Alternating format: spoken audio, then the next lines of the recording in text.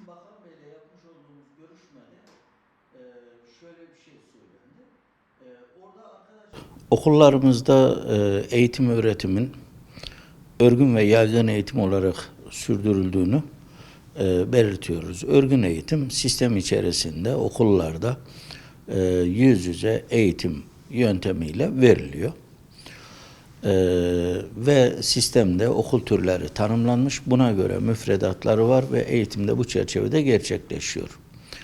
Yaygın eğitime baktığımız zaman yaygın eğitim de örgün eğitimin dışındaki eğitim alanlarını ihtiva ediyor. Şimdi elbette ki herkesin örgün eğitim çerçevesinde eğitim alması mümkün olmayabilir. Böyle durumlarda açık öğretim uygulaması bu arkadaşlarımız için uygun okul türlerinin açık öğretim yoluyla alınmasına imkan veriyor. Bu bir fırsattır. Ve pek çok öğrencimiz de bu çerçevede eğitimlerini devam ettiriyor. Mesela işte meslek liselerinde, İmam Hatip liselerinde, genel lisede öğrencilerimiz hem kendi bir takım meşgalelerini yapmış olduğu işleri sürdürmeye devam ediyor hem de eğitimlerini alıyorlar. Bu da bir imkan sunuyor. Yalnız açık öğretimle ilgili ülkemizde yıllar içerisinde ciddi bir birikmişlik var. Yani nasıl? Sınıf tekrarı yaşayan öğrencilerimiz açık öğretime gitmek zorunda kalıyor. Şimdi açık öğretime gittiği zaman örgün eğitim sisteminden çıkmış oluyor. Burada eğitimini alan çocuklara baktığımız zaman bunların yaklaşık 15'te biri filan ancak eğitim öğretim faaliyetlerini düzenli bir şekilde sürdürüyor ve mezuniyetini gerçekleştiriyor. Bu da şunu gösteriyor ki sınıf tekrarıyla giden öğrencilerimiz eğitim öğretime açık lise yöntemiyle gerekli hassasiyet gösterilmediği için önem vermiyorlar. Bu eğitimlerinden mahrum kaldıklarını da gösteriyor aynı zamanda bu öğrencilerimizin. Bu doğrultuda bir takım tedbirler aldı. Geçen yıl özellikle Milli Eğitim Bakanlığı bu konuda almış olduğu tedbirlerle önemli miktarda öğrencinin açık öğretim eğitimlerini tamamlamasına katkı verdi. Ama bir de bir başka problemimiz var bizim. Şimdi örgün eğitim kurumlarında gözde okullar olarak bildiğimiz okulların öğrencileri başta olmak üzere açık liseye geçmek suretiyle son sene bu öğrenciler üniversite sınavlarına hazırlanıyorlar.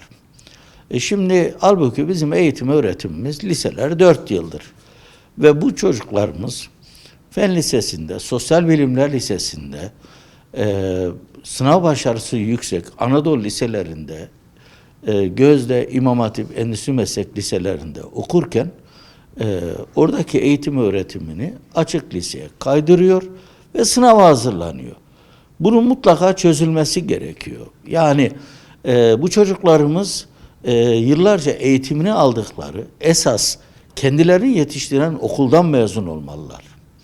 Bu doğrultuda mutlaka bazı tedbirlerin alınması gerektiğini düşünüyoruz. Açık lise bir imkandır ama kalabalık bir öğrenci grubuna hizmet veren neredeyse Anadolu liseleri yekûnuna sahip bir eğitim öğretim alanını oluşturmamalı. Bu konuda bakanlığın bir takım çalışmaları var. Özellikle öğrencilerin henüz daha liseye yeni intikal ettiği yıllar itibariyle bir takım düzenlemeler yaparak, mesleki eğitim merkezlerini yapılandırarak, okulların verebilecekleri hizmetlerle ilgili gerekli çalışmaları sürdürüp örgün eğitim üzerinden eğitim öğretimini öğrencilerimizin tamamlamasının ehemmiyeti üzerine odaklanmış durumda ve bu doğrultuda da öğrencilerin normal eğitiminin ne olması gerekiyorsa o şekilde okuması gerektiğini değerlendiriyor. Ancak şu anda da hala bizim açık liselerde okuyan öğrenci sayımız çok fazla. Bu öğrencilerimizin mutlaka bir an önce eğitim öğretimlerini tamamlayıp mezuniyetleri gerçekleşmeli ve geriden gelen öğrencilerimizin de açık lise yöntemiyle eğitim öğretimlerini sürdürmeleri sınırlı arkadaşımıza avantaj olarak sağlanmış durum söz konusuyken daha fazla böyle öğrencinin buraya kaydırılması ve bu doğrultuda da eğitim öğretimden koparılmasına fırsat verilmemeli. Açık liselerde buna gerekli ehemmiyet verilmediğini görüyoruz.